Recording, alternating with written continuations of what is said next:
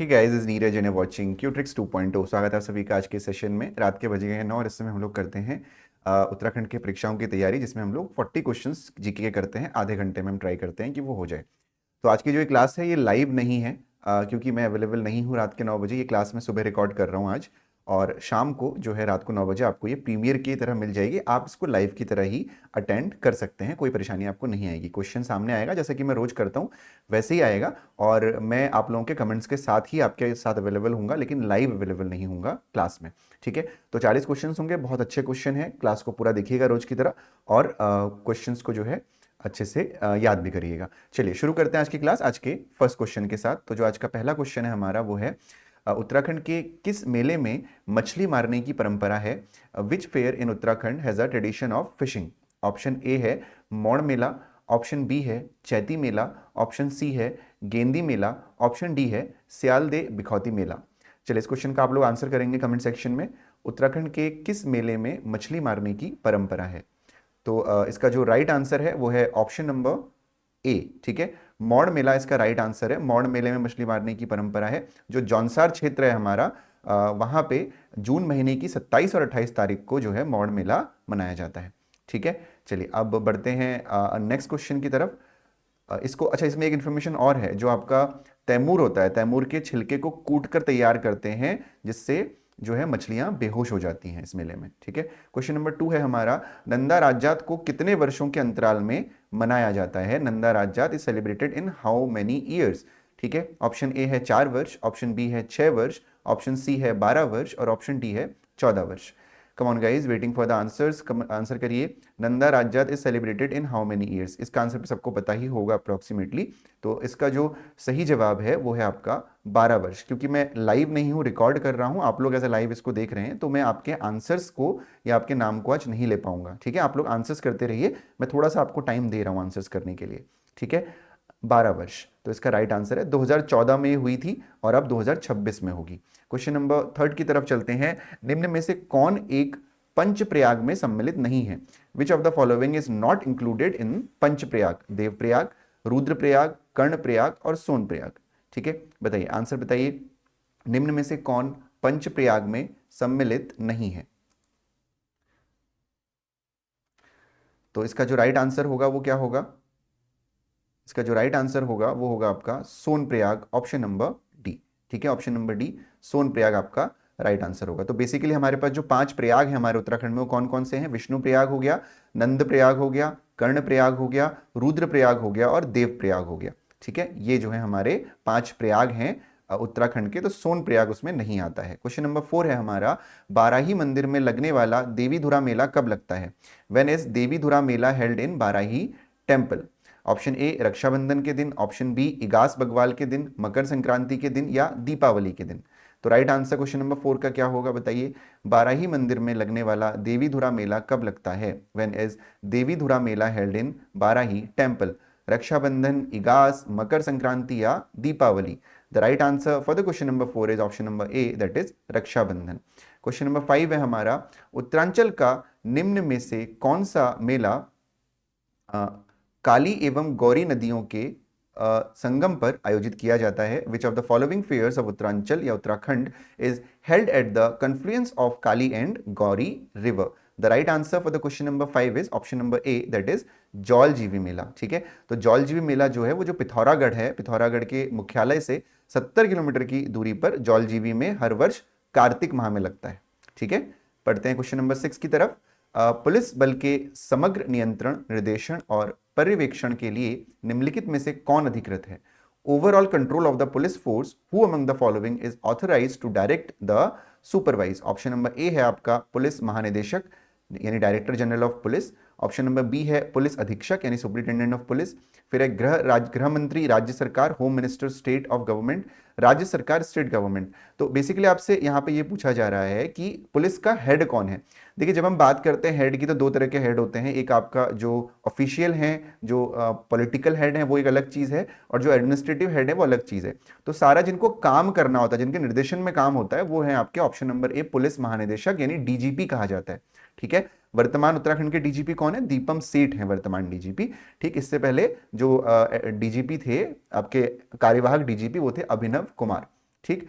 चलो, director general of police, और जो पुलिस होती है वो उसी राज्य के गृह मंत्रालय के अंदर आती है, तो कंफ्यूज होकर गृह मंत्री राज्य सरकार मत करिए। हाँ, गृह मंत्री के पास अथॉरिटी होती है, उनके अंडर ही वो लोग काम करते हैं, लेकिन जो आपसे बोला गया नियंत्रण, निर्देशन और पर्यवेक्षण है ना, तो सुपरवाइज जो है उनको यही करते हैं, डायरेक्टर जनरल ऑफ पुलिस ही करते हैं। ठीक है, तो उत्तराखंड पुलिस अधिनियम 2007 की धारा 20 के अनुसार जो है ये नियम है कि जो पुलिस महानिदेशक हैं उन्हीं की ये जिम्मेदारी होगी। दोबारा मैं बोल दे रहा हूं, उत्तराखंड पुलिस अधिनियम 2007 की धारा 20। क्वेश्चन नंबर 7 है हमारा, गढ़वाल लोकसभा क्षेत्र से प्रथम निर्वाचित सांसद कौन थे? Who was the first elected MP from Garhwal Lok Sabha constituency? Option number A है भक्त दर्शन, ऑप्शन नंबर बी है कमलेंदुमती शाह, ऑप्शन नंबर डी है डीडी पंत, और ऑप्शन नंबर सी है डीडी पंत, और डी है Mukundi Lal. Come on guys, waiting for the answers in the comment section, क्योंकि मैं आप लोगों के साथ कमेंट सेक्शन में हूं। The right answer for the question number 7 is भक्त दर्शन। ठीक है, ऑप्शन नंबर ए भक्त दर्शन आपका बिल्कुल सही जवाब होगा, और वर्तमान जो गढ़वाल के निर्वाचित सांसद हैं वो हैं अनिल बलूनी जी। ठीक, वर्तमान में। क्वेश्चन नंबर 8 में चलते हैं। इस उत्तराखंड में, मतलब इस यहाँ पे शायद बाय मिस्टेक हो गया, उत्तराखंड में महिलाओं के लिए पंचायतों में 50% आरक्षण संबंधी विधेयक पारित हुआ था। कब हुआ था? 2005 में, 2006 में, 2007 में, 2008 में। क्वेश्चन नंबर 8, चलिए, उत्तराखंड में महिलाओं के लिए पंचायतों में 50% आरक्षण संबंधी विधेयक कब पारित हुआ था? The right answer for the question number 8 is 2005, 2006, 2007, 2008। Right answer है वो है ऑप्शन नंबर डी, 2008। ठीक है, 2008 में किया गया था, 33% से बढ़ाकर 50%। बढ़ते हैं क्वेश्चन नंबर 9 की तरफ। रामनगर विधानसभा क्षेत्र किस संसदीय क्षेत्र का भाग है? अब ये बड़ा इंटरेस्टिंग सा क्वेश्चन भी है, इसका आंसर आप लोग करेंगे। Ramnagar Vidhan Sabha constituency is the part of which parliamentary constituency? Udham Singh Nagar, Nainital, Garhwal, Almora, या इनमें से कोई नहीं। देखिए ध्यान दीजिएगा, रामनगर जो है, रामनगर आपका बेसिकली नैनीताल जिले में आता है, लेकिन ये एक अलग ही बात है कि जो इसका संसदीय क्षेत्र है, यानी जिसमें हम एमपी का वोट करते हैं, वो अलग है, वो नैनीताल में नहीं आता है। जो इसका संसदीय क्षेत्र है वो पौड़ी गढ़वाल में आता है। ठीक है, sorry, Pauri Garhwal, option number B है, सी नहीं है, मैंने गलती से सी में टिक किया है। Option number B Pauri Garhwal में आता है, गढ़वाल में आता है इसका। ठीक है, क्वेश्चन नंबर 10 है हमारा, इनमें से कौन सी उत्तराखंड राज्य विधानसभा सीट अनुसूचित जनजाति के लिए आरक्षित है? Which of the following Uttarakhand State Assembly seat is reserved for scheduled tribes (ST)? Option A Khatima, option B Laksar, option C Nanakmatta, option D Dharchula. बताइए क्वेश्चन नंबर 10 का आंसर। उत्तराखंड में 2 ऐसी सीटें हैं जो एसटी के लिए रिजर्व्ड हैं, उसमें से एक तो आपका चक्राता है जो देहरादून में है, दूसरा आपके सामने ऑप्शन है ए, बी, सी, डी, और इसका जो राइट आंसर है वो है option number C, that is Nanakmatta. ठीक है, क्वेश्चन नंबर 11 की तरफ चलते हैं। राज्य के मुख्यमंत्री के बारे में निम्नलिखित में से कौन सा तथ्य सच नहीं है? Which of the following facts about the chief minister of the state is not true? Option A, राज्य स्तर पर मुख्यमंत्री का पद केंद्र के राष्ट्रपति के समरूप होता है। मुझे लगता है यहां पे हमको बाकी ऑप्शंस पढ़ने की आवश्यकता ही नहीं है, आप इजीली इसमें आंसर कर सकते हैं। राज्य स्तर के मुख्यमंत्री का पद केंद्र के राष्ट्रपति के पद के समरूप नहीं होता है। ठीक है, सत्य नहीं है पूछा गया था ना आपसे, वो प्रधानमंत्री के इक्वल हो गया। ठीक है, चलिए क्वेश्चन नंबर 11 का ए ऑप्शन आंसर होगा, बाकी पढ़ने की आवश्यकता यहाँ पे नहीं है, फिर भी एग्जाम में एक बार पढ़ लीजिएगा कि क्या पता कुछ और भी हो, क्योंकि कई बार एग्जाम में क्या होता है कि कोई 2 भी आंसर हो सकते हैं, लेकिन उसमें ऑप्शन में आपको देख के पता चल जाएगा कि ए और बी, बी और सी, ऐसे भी आंसर्स हो सकते हैं। ठीक है, फिलहाल क्वेश्चन नंबर 12 की तरफ चलते हैं। क्वेश्चन नंबर 12 है, भारत में किसी राज्यपाल के रूप में नियुक्ति की निर्धारित न्यूनतम आयु सीमा क्या है? What is the prescribed minimum age limit for appointment as a governor of India? Option A 40, option B 30, option C 25, option D 35। तो आंसर क्या होगा आपका क्वेश्चन नंबर 12 का? आंसर करिए कमेंट सेक्शन में आप लोग, prescribed minimum age limit of governor in India. ठीक है, तो इसका जो राइट आंसर है वो ऑप्शन नंबर डी 35 ईयर्स। ठीक, चलो पहले तो सब लोग, क्योंकि मैं लाइव नहीं हूं तो जो लोग लेट ज्वाइन कर रहे हैं सभी को गुड इवनिंग, क्योंकि सभी लोग गुड इवनिंग विश कर रहे होंगे। ठीक है, क्वेश्चन नंबर 13 है, सुप्रीम कोर्ट के न्यायाधीशों की सेवानिवृत्ति की उम्र क्या है? What is the retirement age of Supreme Court जजेस? Option A 65 years, option B 67 years, option C 66 years, option D 70 years. तो सुप्रीम कोर्ट के जो न्यायाधीश होते हैं उनकी सेवानिवृत्ति की उम्र के लिए आपके पास 4 ऑप्शन है। कमेंट करिए, आंसर्स बताइए क्या होगा आंसर्स, आंसर क्या होगा आपका?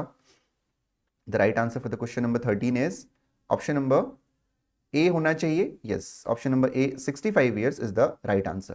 क्वेश्चन नंबर 14 है, किस अनुच्छेद के अनुसार वैध कारणों पर राज्यों में राष्ट्रपति शासन लागू किया जा सकता है? according to which article president's rule can be imposed in state on the basis of valid reasons? 356, 309, 370 या 372? क्वेश्चन नंबर 14 का राइट आंसर क्या होगा? The right answer for the question number 14, दोबारा पढ़ सकते हैं हम question, according to which article president rule impose किया जा सकता है? राइट आंसर होगा option number A, that is 356। Question number 15 है हमारा, भारतीय संविधान में पहला संशोधन कब किया गया था? When was the first amendment made to the Indian constitution? 1951, 1953, 1955 या 1957? चलिए कमेंट का आंसर बताइए सब लोग। भारतीय संविधान में पहला संविधान संशोधन कब किया गया था? When was the first amendment made to the Indian constitution? The right answer goes to option number A, that is 1951। Question number 16 है हमारा, भारतीय प्रजातांत्रिक प्रणाली के अंतर्गत निम्न में से कौन सा कथन मताधिकार के संबंध में गलत है? Which of the following statement is incorrect regarding franchise under Indian democratic system? Option A, 18 वर्ष के ऊपर आयु का कोई भी नागरिक मत दे सकता है, any citizen above 18 years of age can vote. Option B, मानसिक रूप से विक्षिप्त व्यक्ति को वोट देने का अधिकार है, a mentally challenge person has to the right to vote. केवल मतदाता सूची में अधिसूचित व्यक्ति मत देने का अधिकार है। मतदाता अधिकारी के संबंध में कोई लिंग संबंधी भेदभाव नहीं बरता जाता। तो इसको पढ़ के आपको समझ में आ ही गया होगा और आप लोग कमेंट में आंसर भी कर रहे होंगे। तो पूछा गया था, ध्यान से क्वेश्चन, कौन सा गलत है पूछा गया है, ठीक है।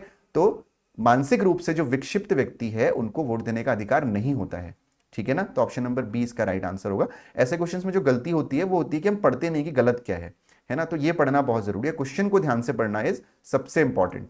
अगला क्वेश्चन है, भारत के मुख्य निर्वाचन आयुक्त को उनके पद से कौन हटा सकता है? Who can remove the chief election commissioner of India from his post? संसद के दोनों सदन, केंद्रीय मंत्री परिषद, भारत के राष्ट्रपति या भारत के मुख्य न्यायाधीश? अभी क्वेश्चन थोड़ा सा कंट्रोवर्शियल आपके लिए हो सकता है क्योंकि जो निर्वाचन आयुक्त हैं, आपसे पूछा गया है इलेक्शन कमिश्नर ऑफ रिमूव, उनको उनके पद से हटा कौन सकता है, ठीक है। तो संसद के दोनों सदन, केंद्रीय मंत्री परिषद, भारत के राष्ट्रपति या भारत के मुख्य न्यायाधीश, ठीक है। अब ये जो क्वेश्चन है इसका आंसर मैं आपको एक्सप्लेन भी कर देता हूं। हालांकि जो राष्ट्रपति है वो दोनों सदनों की सहमति होती है, दोनों सदनों से पारित होता है, उसके बाद ही जो है राष्ट्रपति जो है इसको साइन करते हैं कि हाँ उनको हटा दिया गया है। तो इसके लिए जरूरी है कि ऑप्शन नंबर ए के साथ हम लोग जाएंगे कि भारत के संसद के दोनों सदन, ठीक है, दोनों सदन जो है आपके इसको हटाते हैं, क्योंकि वहां पे इसको जो है बहुमत से पारित करना पड़ता है, तभी जो है मुख्य निर्वाचन आयुक्त को हटाया जा सकता है, ठीक। क्वेश्चन नंबर 18 है हमारा, भारतीय महिला आयोग का प्रथम पुरुष सदस्य कौन बना? Who became the first male member of the Indian women's commission? Arvind Kejriwal, Manish Sisodia, Prashant Bhushan या आलोक रावत? भारतीय महिला आयोग का प्रथम पुरुष सदस्य कौन बना? Who became the first male member of the Indian women commission? Arvind Kejriwal, Manish Sisodia, Prashant Bhushan या आलोक रावत? क्वेश्चन नंबर 18 का जो राइट आंसर है वो है Alok Rawat, that is option number D. Question number 19 है हमारा, कौन सा जीव भारत का राष्ट्रीय जल जीव है? Which animal is the national water animal of India? Ganga की शार्क मछली, गंगा नदी की डॉल्फिन मछली, भारतीय स्टार कछुआ या गोल्डन महाशीर? इंग्लिश में अगर पढ़ें, shark fish of Ganga, Ganga rivers dolphin fish, Indian star tortoise या golden mahseer? The right answer for the question number 19 will go to option number B, that is Ganga river dolphin fish. Question number 20 है हमारा, वर्तमान में प्रचलित भारतीय राष्ट्रीय ध्वज का डिजाइन किसके द्वारा तैयार किया गया था? The design of the currently prevalent Indian national flag was designed by whom? Option A, B R Ambedkar, option B, madam Cama Pingali Venkayya, option C, option D, Sucheta Kripalani? चलिए गाइस आंसर करिएगा कमेंट सेक्शन में जरूर। The right answer for the question number 20 is option number C, that is Pingali Venkayya, ठीक है। मैं थोड़ा सा आपको टाइम दे रहा हूं आंसर करने का, क्योंकि अगर मैं थ्रू आउट पढ़ा सकता हूं क्योंकि मैं रिकॉर्ड कर रहा हूं, लेकिन उसमें आपको दिक्कत होगी क्योंकि जो लाइव वाले स्टूडेंट्स हैं उनको हैबिट है आंसर करने की, राइट, और एक क्लास उसीलिए है क्योंकि हमें प्रैक्टिस करनी होती है। क्वेश्चन नंबर 21 है हमारा, भारत का राष्ट्रीय आदर्श वाक्य क्या है? What is the national motto of India? Option A, Satyameva Jayate, option B, Vande Mataram, option C, Jai Jawan जय किसान, ऑप्शन डी, जय हिंद? क्वेश्चन नंबर 21, भारत का राष्ट्रीय आदर्श वाक्य क्या है? The right answer for the question number 21 is option number A, that is सत्यमेव जयते, ठीक है। बढ़ते हैं क्वेश्चन नंबर 22 की तरफ। निम्न में से वह कौन सा सुरक्षा बल है जो केंद्रीय गृह मंत्रालय के अंतर्गत नहीं आता है? Which of the following is a security force which does not come under the union home ministry? ध्यान रखेंगे कि जितने भी अर्धसैनिक बल होते हैं वो सारे के सारे केंद्रीय गृह मंत्रालय के अंदर आते हैं, और हमारे देश की आर्मी, नेवी और एयरफोर्स जो है रक्षा मंत्रालय के अंदर आती है। सशस्त्र सीमा बल, जिसको हम लोग एसएसबी के नाम से जानते हैं, वो भी आपका अर्धसैनिक बल है, तो गृह मंत्रालय के अंदर आता है। सीमा सुरक्षा बल, बॉर्डर सिक्योरिटी फोर्स, बीएसएफ के नाम से हम जिसको जानते हैं, वो भी आपका गृह मंत्रालय के अंदर आता है। आरपीएफ, रेलवे सुरक्षा बल, गृह मंत्रालय के अंदर नहीं आता है, ये इंडियन रेलवे के अंदर आता है, यानी ऑप्शन नंबर सी हमारा आंसर होगा। आईटीबीपी भी जो है गृह मंत्रालय के अंदर ही आता है। क्वेश्चन नंबर 23 है हमारा, स्वतंत्रता से पूर्व असंख्य रियासतों में से कौन सी रियासत सबसे बड़ी थी? Which of the following princely state was the largest among the innumerable princely state before independence? Hyderabad, Kochi, Travancore या Pudukkottai? What is the right answer for the question number 23? The right answer is Hyderabad, option number A. Question number 24 है हमारा, भारत की राष्ट्रीय प्रतिज्ञा के रचयिता कौन थे? Who was the author of the National Pledge of India? Rabindranath Tagore, Bankim Chandra Chatterjee, पिडीमारी Venkat Subba Rao या Pingali Venkayya? The right answer for the question number 24 is राष्ट्रीय प्रतिज्ञा बोला गया आपसे, ठीक है? तो राष्ट्रीय प्रतिज्ञा के जो थे वो थे option number C, that is Pydimarri Venkat Subba Rao. Pingali Venkayya का नाम अभी अभी हमने पढ़ा हुआ था, याद हो गया होगा आपको। क्वेश्चन नंबर 25 है हमारा, जयपुर के हवा महल का निर्माण किस से हुआ है? व्हाट इज द हवा महल of Jaipur built from? Option A, white and green from संगमरमर, यानी सफेद और हरे रंग के संगमरमर से। ऑप्शन बी, ग्रेनाइट से। ऑप्शन सी, लाल और गुलाबी बलुआ पत्थर से। ऑप्शन डी, सामान्य चट्टानों से। तो इसका जो राइट आंसर होगा, आप लोग कमेंट में भी कर रहे होंगे, the right answer for the question number 25 is option number C, that is लाल और गुलाबी बलुआ पत्थर।